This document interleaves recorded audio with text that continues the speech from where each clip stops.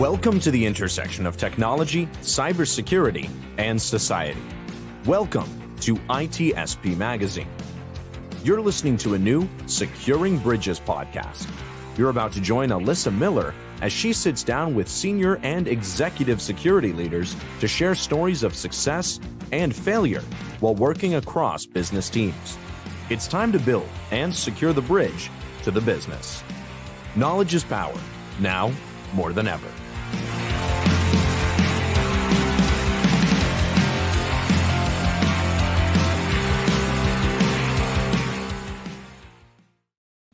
All right, Securing Bridges faithful. Did you miss us? 2 whole weeks without us. I warned you it was coming. I did tell y'all. I told you there'd be a 2-week break.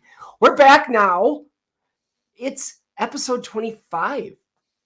We're like a quarter of a century old or something. I'm way older. You can rent a car now. I can. Securing Bridges can rent a car to drive across the bridge. Wait, there's something in there, but I can't come up with it yet. I'll have the tolls will be terrible, though. So, welcome back. Here we are once again. And this week, if you didn't catch it on social media, we're crossing the stream. Don't cross the streams. We're going to cross the streams because our guest this week has his own streaming channel on YouTube and maybe a few other platforms too. We'll find out in a second. But so we're going to dive into our lots of great topics. We got some really set up good topics coming up kind of from the recent headlines in the info security space, but we'll also get into some of the other things too. But with no further ado, welcome to the show. Our latest guest, it's Phil Swaim. Hey, Phil, how are you? Hey, I'm doing really well today. Awesome. Well, some people maybe haven't seen Glass of OJ, your show, yet. Or maybe they're not. Maybe they haven't seen that. Maybe they're familiar with you. Maybe they're not. But introduce yourself. Tell folks about it. So I'm Odd Job. And as Alyssa said, I run a YouTube channel called Glass of OJ. And if you're searching for it, you're going to want to put a 0 in for the O because, of course, I did that. Because Odd Job, as you can see right here at my name, it's zeros for the O's. So anyway, Glass of 0J, OJ, orange juice. You'll see me drinking a glass of orange juice while I'm pontificating or just ruminating on InfoSec topics. I try to take some of the sometimes news that's in the day or something that's recently happened to me, and I go, yeah, people need to know about this. I need to share this experience and talk about it in a way that you can take away a lesson. It's your glass of OJ for the day. You need your glass of OJ for the day. So I don't release them every day. I haven't actually, I think I did release 2 last week. But yeah, so it's really fun. I also run Circle City Con. So I've been a part of that for 10 years now. That's fantastic. Our 10th year is coming up June 23rd through the 25th, 2023. Tickets may be on sale for $75 right now, so go get them before November 7th. But yeah, so feel free. And and then I also work for I'm the head of cyber resiliency operations for a Fortune 500 out there in the financial sector. Awesome. So some people have their 0 days. We have our 0J. Oh, boo. Oh, okay. I had to go there. Come on. I had to. I couldn't resist. It popped into my head and I just couldn't let it go. I'm so ashamed of myself right now, but yeah, it happens. So you mentioned, there's a lot of, you mentioned how you like to talk about recent current events and whatever. And there's a lot out there right now, especially in the legal space. Yeah. There's a few things of particular note. And one that we promised our listeners we'd get into. So I don't see any reason to hesitate. Let's get into this thing. So what is it, a week or 2 ago? I think 2 weeks ago now. Yep. Joe Sullivan, former CSO for Uber, among others, was convicted of, I believe, 2 different charges stemming from the breach at Uber back in 2016. Correct. And some activities around covering that up. Mm-hmm. And it's been interesting to watch because, social media predictably was all about it. And I've heard from people on both sides. I've heard from people who are like, good, he deserved it. He screwed up royally. There's no place for this in cybersecurity. It hurts our credibility, blah. And then I'm hearing from the other side are people who are very concerned of the precedent that this sets of scapegoating CISOs, and even some people who, have more of a personal relationship with him, and have concerns and feel like he's been treated unfairly. So we obviously only know what we see in the media, what's reported on. But I'm kind of curious, first of all, just setting up those two sides, if you will. And there's always a spectrum. It's never really sides. But where do you fall on this? I mean, what was your thoughts as this went down? Reading through the facts of the case as you can find it on Court Listener, which I'll admit, they don't have absolutely everything in there. They don't have all the depositions. They don't have all the testimony and everything like that. But judging based on the facts that I've been able to tell from news media, from the actual complaint documents, indictments, and everything that the DOJ brought up, that he, at the best, he set himself up for failure and set himself up into this. He may not be, a malicious person in this regard, deserving of any kind of punishment that may involve jail time. But he did do something that I believe, or at least on the face of it, looks like, yes, it was the things that they were claiming they were, which was obstructing the FTC investigation and misprision of a felony. And so those are two things that they laid out a very good case for. And I haven't seen really too much on the other side, facts wise, to say that they have their facts incorrect, to say that maybe they have it wrong.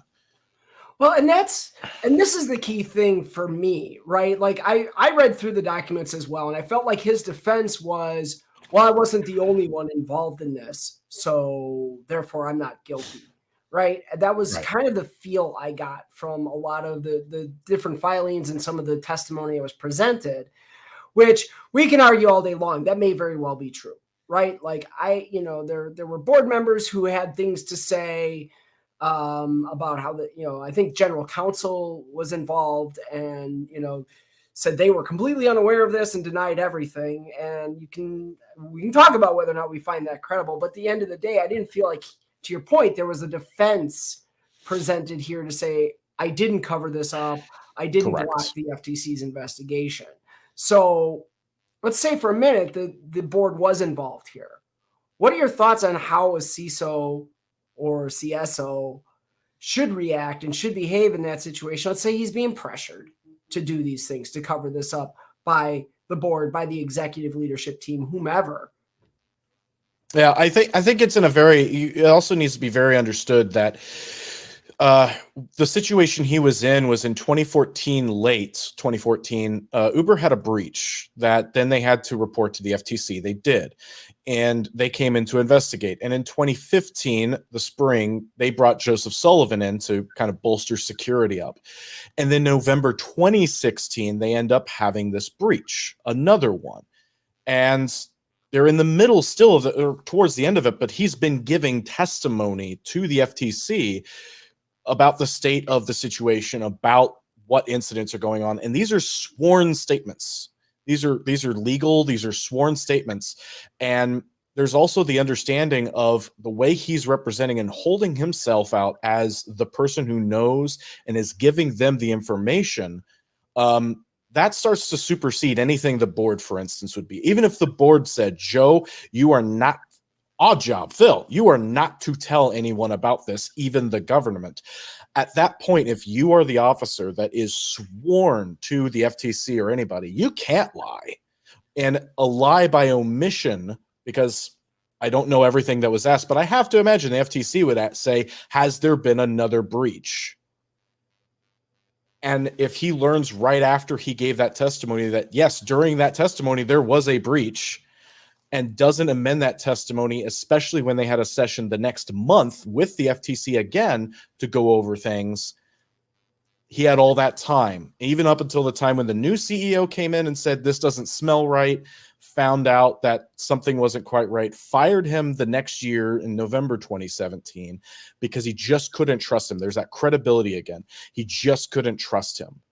And so even if the board level was at that discussion with him and saying that you can't tell anybody, that's the FTC, that's the government. You can't lie to them in that and not expect to have something come back on you. I mean, I feel like this is a whistleblower situation ultimately that he's set up for, right? Like, yeah, okay, you're actually, if they're telling you, which I don't know if that actually was claimed specifically, right? I did not see that in what I had read that he specifically claimed they told him to cover it up, but it was definitely implied.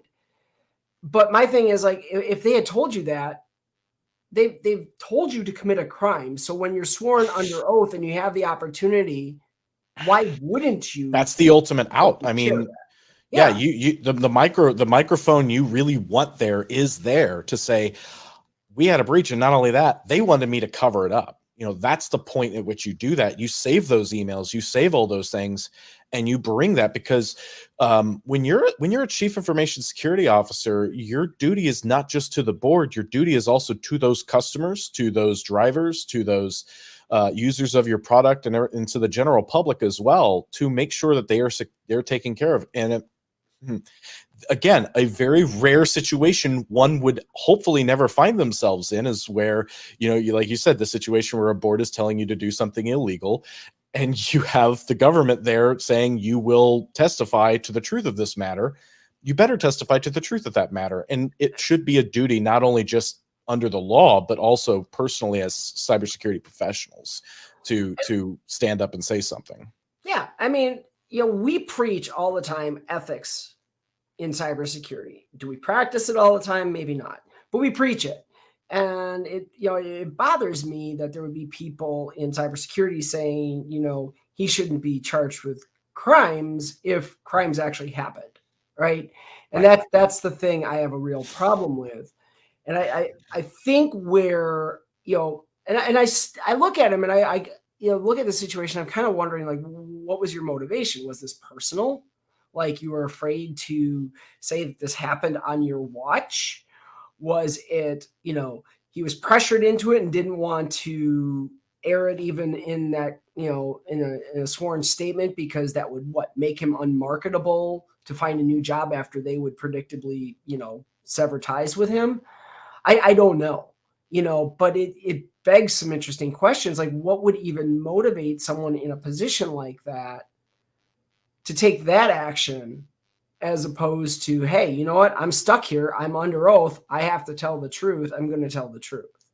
Yeah. And I mean, and this is the thing also where, as a CISO, it's important, and just as cybersecurity professionals in general, it's important to bring things to your general counsel. General counsel was in the FTC with him the entire time while they were giving testimonies and everything. It was him and their general counsel. As a part of any basic cyber incident response plan, keeping general counsel's office, at a minimum, and the general counsel person themselves should be one of the key things to ensure privilege of those communications and privilege of an incident, especially of, the incident, the breach that happened in 2016. GC should have been notified about that. I mean, any SERP that's worse than salt should have had that as part of that. If that was in there and he didn't follow that, well, now he's not following the plan, the policy. And if he doesn't have it in there, that's kind of, you kind of shot yourself in the foot there, because that's a key person you want who's able to say, yes, and I too said this is something that he then could at least tell FTC, I was advised by our general counsel, by our lawyers. And even then further, he should have probably also maybe consulted his own attorney. Like, you get your own attorney in those situations to say, so I got the GC looking out for our business, but I also need to look out for myself, especially when the FTC is involved or someone else. You might want to get your own counsel to say, how do I make sure I don't end up on the wrong side of some regulation, law, or duty to report here? And that's a really good point. And I think if there's things to be learned from this, that's one of the big ones, right? If you're in any type of position where you're going to be asked as a representative of your company at whatever layer to talk about that company under oath. Trusting your company's general counsel as the only source of legal advice for yourself is a really bad idea. Because at the end of the day, as cynical as this may sound, that general counsel is kind of like your HR department. They are there to make sure the company doesn't get sued. The company doesn't get in trouble. So for the people out there claiming, oh my God, he was scapegoated, even if he was, let's say for a minute that this was a thing where the company set him up to take the fall for bigger issues, well, that would have been a good opportunity. That's a good learning, opportunity here for everyone else in the industry who's worried about that precedent. Is get your own lawyer, find out, make sure that you have somebody who's looking out for you in all aspects of you. So I think that's important. But what about this scapegoating thing? I want to dig into that a little bit too, because we have heard before, there's been, talk in the industry about CISOs being charged with crimes and fined personally and everything else for breaches that occur. Does this set a bad precedent? I mean, that's what I'm hearing from a lot of people. They're worried that this, it sounds like echoes of that same argument. Is that what's happening here? I think it gets into a situation, and I brought that up on my video about this a little bit, which is the amount of secrecy that they were able to show during discovery, where he put himself as pretty much the only person who knew everything that was going on with this incident. And he had the rest of, which is actually also part of a good SERP, which is you tell your people who are investigating, you do not tell anybody else about this unless they have a need to know, and I say, or blah, blah, blah. That's part of a good SERP, controlling the information. But the way he had done it and then his other actions essentially made himself the sole person who knew anything and was essentially making decisions. As a CISO, you are there to advise the business. The lawyer doesn't go out and just do a bunch of stuff. They go and advise, here are your liabilities. Here's the risk and benefit to making this decision. Here's the decision I would recommend. And the person who should make the decision, the CEO or general counsel or whoever's supposed to make the decision, they make the decision for the company. You don't go and make those levels of decisions for the company without those things. So scapegoating, first of all, don't put yourself in that situation where you're going to get scapegoated. Make sure that you are advising and your language is such to the business that you are advising them on what to do. You are not going and telling them. And especially if someone is asking you as the CISO, I need you to sign off on the risk for this. No. The business signs off that they recognize what the risk is and they understand, what can happen if the situation we're talking about, the threat here is realized and your app goes down or data gets stolen or whatever. You have been duly notified and you understand. And so now it's not you that is approving it. It is the business, because again, it's the business that should be approving these things, and you're enabling them with information to understand the decisions they're making. And I think that's a key thing, right? And there's a couple of things I want to highlight here. And for the people that claim this is, a bad precedent, we go back to some of the previous conversation. I think what was tried or talked about before was charging executives criminally or, personal fines in response to the breach itself. If you get breached, we're going to charge you with a crime. If you get breached, we're going to fine you personally millions of dollars. And I think that I disagree with, right? Like I feel like that should never happen. That is not right. The difference here, and this is what I think people have to recognize, the difference here, they're not blaming him for the breach. No one blamed him for the breach. Absolutely not. He's not being charged because he's being blamed for the breach. He's being charged for his actions in response to a breach. Correct. And that's what he was convicted of. So I think that's important. But the other part of this, where I've heard people, talk about maybe not even in a negative sense, but a precedent set by this, and you kind of went down this path of, talk to the business, have the business make the decision, get it in writing. That's something that I think may come out of this as an unintended consequence, but maybe it's a good one. Is that higher degree of just being careful, right? Yeah. Like CISOs being more careful about how they handle this. I used to work, as you know, in a very highly regulated Wall Street firm.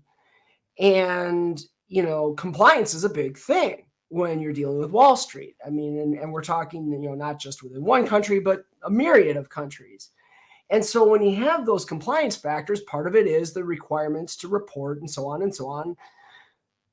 I never, as the BISO in that particular role, ever want to be the one making the decision for my business unit to say, is this something we have to report or not? Correct. No, let your compliance people do that. They're the specialists who are supposed to know all of that anyway.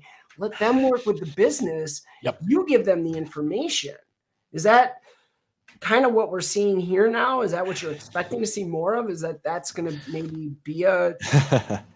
I definitely think there's people who hold themselves out as bulletproof CISOs, or people who can just come in and they want to take more decision making than they really should. Even like, for instance, even while doing my video for this particular episode of InfoSec in the news, with this case, I had to be very careful even how I covered it, to be like, I'm not a lawyer, even though I'm reading through case briefs here. I'm just going to summarize for you what all this means, some of the facts as they are laid out, and that's it. And then we're also going to talk about, okay, this was obviously the verdict, and this is what that crime meant, and what do we need to do? And the first thing I hope everyone does is brush off their SERP. Make sure they've got duties to inform the appropriate people for it, right? And so I think you're going to see a lot of those types of situations where everyone's looking back at their plan, or even looking at their service providers who are providing some of those services and seeing, okay, what's our plan? What's the actual policy written down? Have we tabletop this? Have we actually tested this to see if someone actually does report this? Have you run a purple team exercise to unannounced, and all of a sudden it's an emergency? Hey, by the way, it was just a drill, and plan one of those a year where they don't know it's a drill, but everyone gets together and it's good practice to do that. Do something like that to try and see, okay, what would we really do in the middle of a crisis like this? And that's the thing I like about the fact that people are talking about this, right? Like, here we are 2 weeks after this conviction, and we're talking about it still like it's brand new, and it is brand new in the grand scheme of things. Because here's the deal, it affects every one of us as cybersecurity professionals. So to not talk about it, or say, well, gee, I'm not a lawyer, so I can't comment. I'm not here to say he's a horrible person. I'm not here to say, oh, no. Like that. I'll talk about the facts. The facts are he was convicted. The facts are the court found he did do these things. So I will have to go with those as facts. But it obviously impacts me as a CISO. It impacts you as a high-level security leader. It impacts everybody in this industry. And, and this isn't the only court case going on right now either. No. Right? We've got a member of our own community right now suing one of our most beloved and largest conferences, along with the creator of said conference. And that threatens to impact literally every single person that's a part of this community of InfoSec. So let's dig into this other case. Nice segue, hey? I know. Seriously, because we've got a prominent member, and I'm not even going to mention names. You all know who it is, and if you don't, well, go search for the DEF CON lawsuit, and you can draw your own conclusions. But I've been outspoken on this. A lot of people have. And it's because the issue here is you've got a conference who enforced their code of conduct. Now, you and I both run multiple conferences. We're both involved in multiple conferences. You're CEO and president of Circle City Con. I'm involved with Blue Team Con and Circle City Con. I believe you're involved with a couple others too, if I'm not mistaken. But codes of conduct have been important, right? This has been something since about 2015, 2016 has really been a focus. And we've made really good progress. It's hard to find many conferences anymore that don't have a code of conduct or have a crappy code of conduct of, be excellent to each other. It was the infamous one for a long time at a lot of places. Yeah. So what do you see? You know, we don't have to debate the merits of the case necessarily, but Right. what are the implications you're seeing right now in terms of this case and how it could affect conferences' not only ability but willingness to enforce their codes of conduct?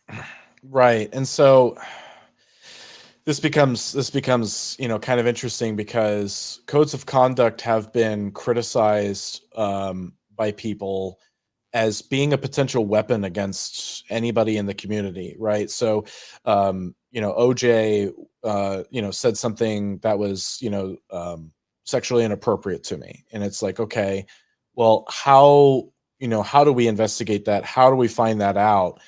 Well, no, you should just go ahead and trust them, right? And then, OJ should be, kicked out of Circle City Con forever, or some other conference forever, and never be allowed to, because one person just says this happened.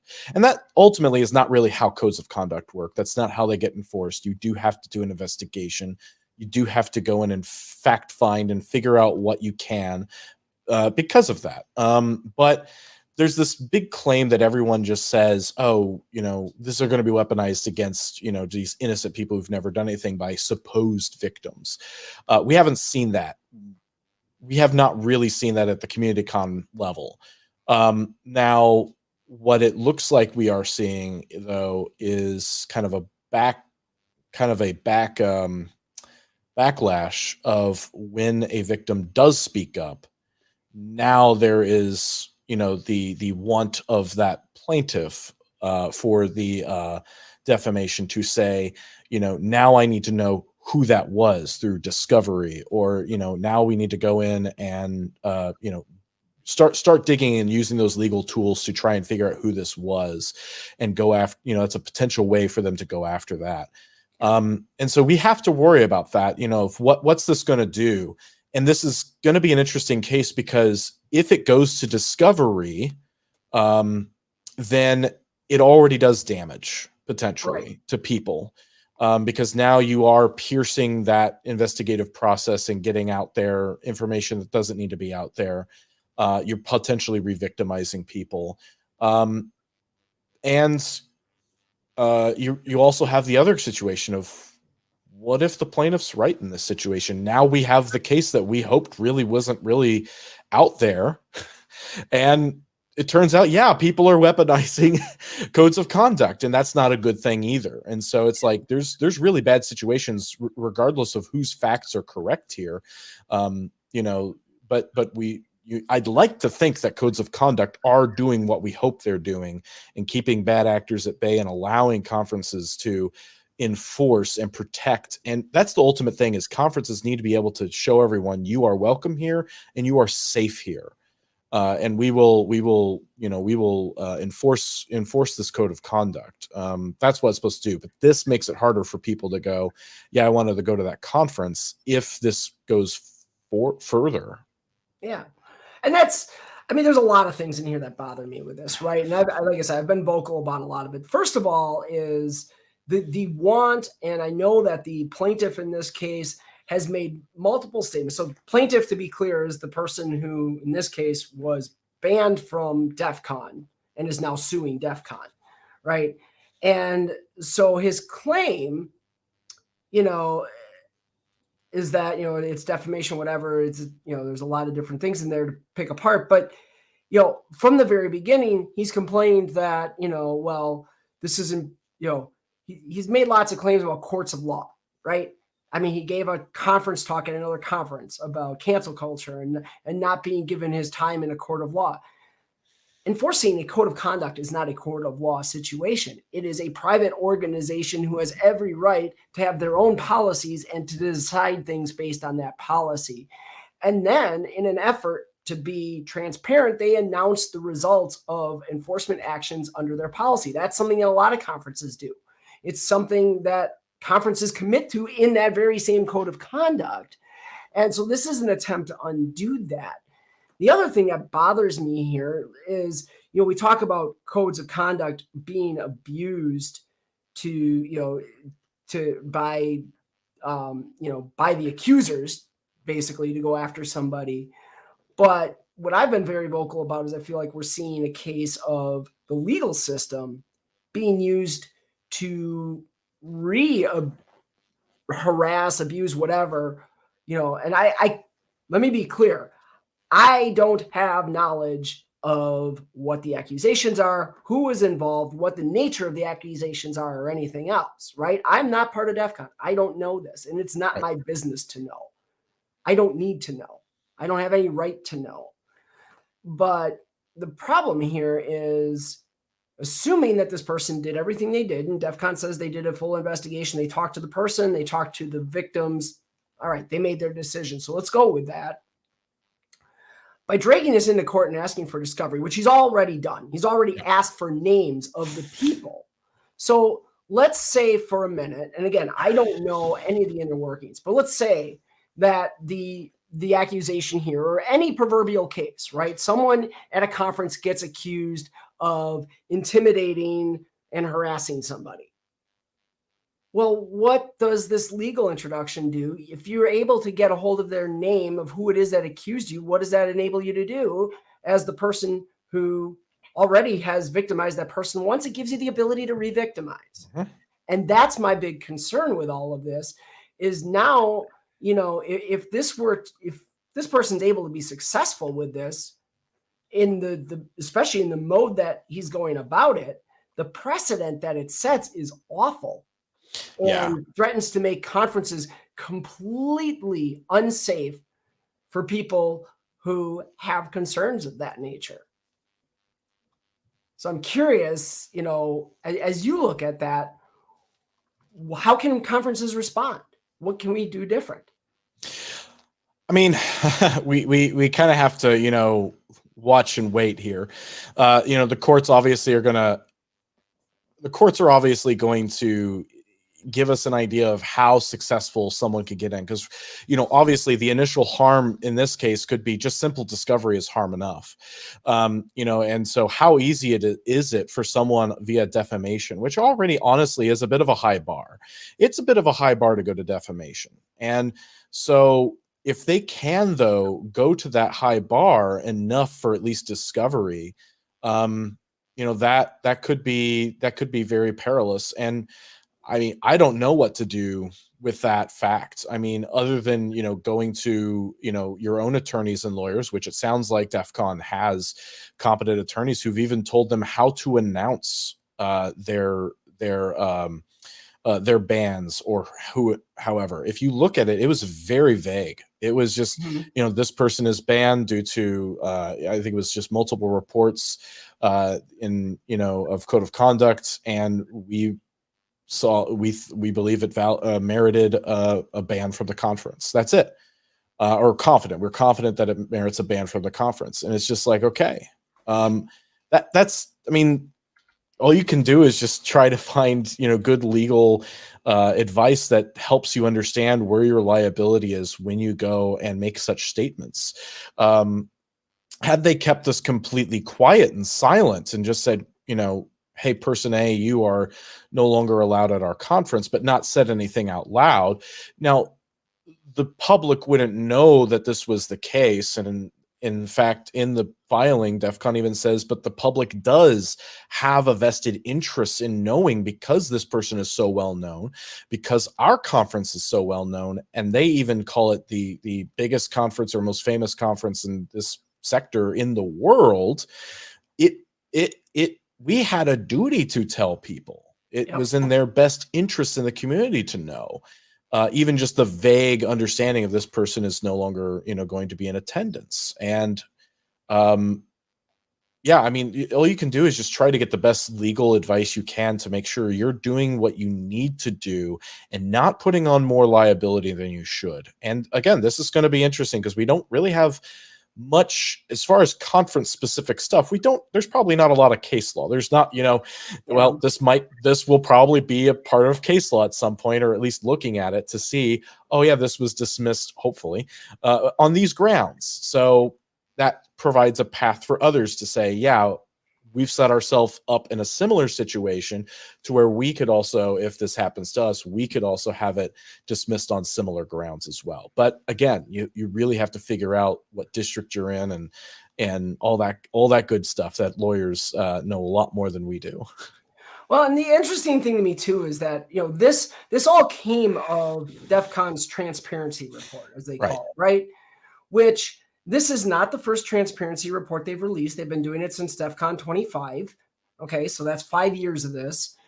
This is also, he is not the first person they have banned and announced via that. He is also not the first person they have named by name as having been banned. If you go out to their transparency report, there are other people listed there. This is not new. This is not different. So I have a really hard time with this, the claim that, oh, they're targeting him and this was all set up to go after him, which of course is what he's, what the suit claims is that this was to try to ruin his business. And there's a few other things in there that just don't make a heck of a lot of sense. Yeah. But to me, and again, this isn't a legal view because I'm not a lawyer, but from just a common sense perspective, like, no, this is their business as usual process. They do this every year. And this year, and he wasn't even the only one mentioned this year who had something taken against him. There was a DEF CON group local to me here who was also banned because of some shenanigans they were involved in. Right. And, so again, you weren't alone in this. This wasn't like you were targeted. This wasn't like DEF CON released some statement saying how awful you were. It was a statement of the facts as, they, as much as they could share, and they didn't share much intentionally, as you said, because the intent was not to turn this into a he said, she said. It was just, this is what happened. This is what we did. This was our choice, our decision. Yep. Yeah. And, it's also an interesting thing where the defamation that this person is also claiming is because they're trying to claim that because DEF CON tends, or by reputation, tends to ban people for outrageous and, I forget, it's highly offensive, extremely offensive behavior, sexually abhorrent behavior, that because of that, just merely announcing this, that then the internet also, what she calls the cancel culture, he mentions that in his complaint. So that's funny that he also gives talks on that because it's in the complaint. And he goes through and basically says, because of them, all these Twitter folks have made statements about, me that are not true. And therefore DEF CON's the one who's done defamation. And me, I'm scratching my head going, that sounds an awful lot like you're suing the wrong person. You're suing the wrong people. You got to go out. Well, I'm not encouraging it, but your targets are everyone else on social media. Yeah, don't give him ideas. Come on. I'm sitting right here right now. Yeah. Me too, kind of. So, but it's a lot of us have spoken out, but it's just the thing, but we would not have anything in Discovery either. So, that's kind of where that comes back to is, again, what do we have for Discovery? Neither you nor I have any inside knowledge of what's going on here. And I can only speak to what I'm seeing in the media and, my own personal beliefs on the matter, which, and that's what I do. That's what my Twitter account's for. It's for me to express my personal beliefs. But in any event, I mean, it's so, from a conference perspective, it's concerning to me because at the end of the day, we want to protect our attendees. We want to protect our attendees, our staff, everyone who's involved in that conference. The whole point of a conference is to be able to come together and to share experiences. And that only happens if people can come and be comfortable. Exactly. Women don't have to worry about getting their butts grabbed or, getting cornered in a room by someone who's hitting on them, or, guys don't have to worry about, women grabbing them in their package or other things that can have happened too, right? I mean, this isn't just a one-way street. This happens with all genders. It can go any direction. And it's not just sexual, as this case is pointed out. I mean, it sounds like from what's been filed that in this case, it was not sexual situations that were accused here. It was something else. And so, it's important to remember there's a lot of things that can occur at a conference that we're trying to stamp out. Right. And undoing these COCs could be a real issue. Yeah. Harassment isn't just merely, it doesn't have to be sexual. Even interrupting someone continually during a talk, that's harassing behavior. And you could get kicked out for that. I mean, simply if a speaker literally says to a red shirt, we call them red shirts. You have blue shirts, it seems, but you have your security and safety staff, and you say that person was just constantly. I told them constantly to please wait until the end. Please wait until the end. And that makes its way up into the reporting structure, and it may turn out, yeah, you leave. We told you. I mean, Crown Sterling was suing UBM over that.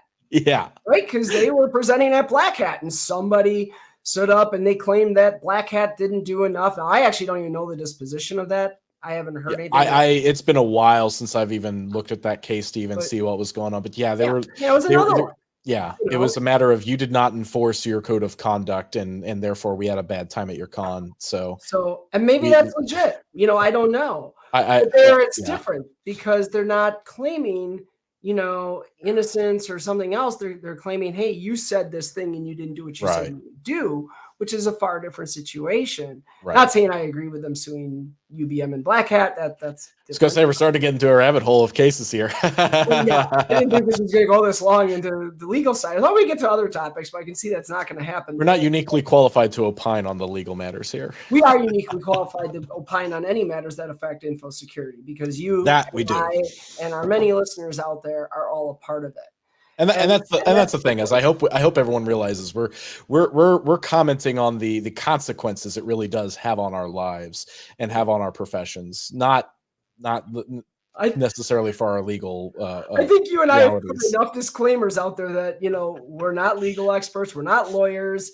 I may work with a lot of lawyers. I am not one myself, and I will never claim to. Yeah, you do work with a lot of lawyers. I don't claim superior knowledge of these situations or these legal cases, but what I do claim is that I am somebody that is impacted by them. We all are, and I think that's the key: is to recognize that these types of cases do impact each and every one of us in the cybersecurity community because they set precedent. They do things, they cause changes in behavior, both good and bad. And that's why I think it was worth it today, right? Oh, yeah. I'm sorry we didn't get into other topics. I know we talked about doing a lot more.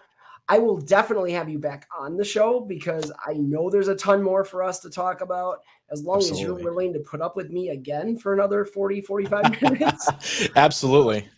But yeah, unfortunately, we got to wrap it up. We're longer into this one, I think, than any episode, but there's been a lot of good conversation.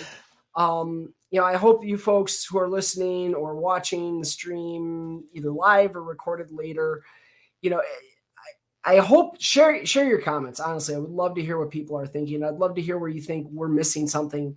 But, I think these are amazing, incredible conversations that we can all learn from and we can all grow from.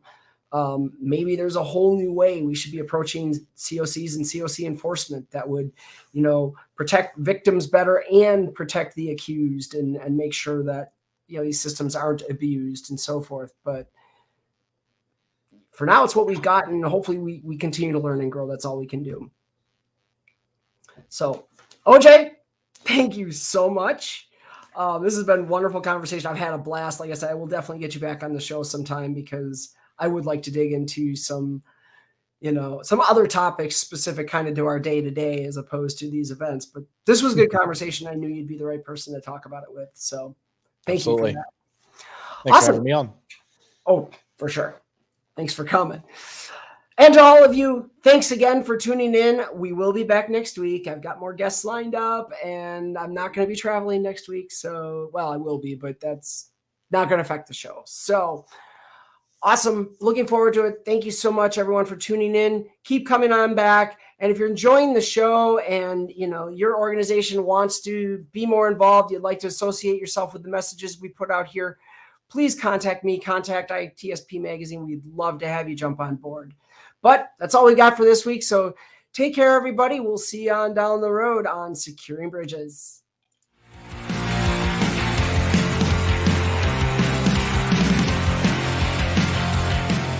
We hope you enjoyed this episode of Securing Bridges podcast with Alyssa Miller. If you learned something new and this podcast made you think, then share itspmagazine.com with your friends, family, and colleagues. If you represent a company and wish to associate your brand with our conversations, sponsor one or more of our podcast channels. We hope you will come back for more stories and follow us on our journey. You can always find us at the intersection of technology, cybersecurity, and society.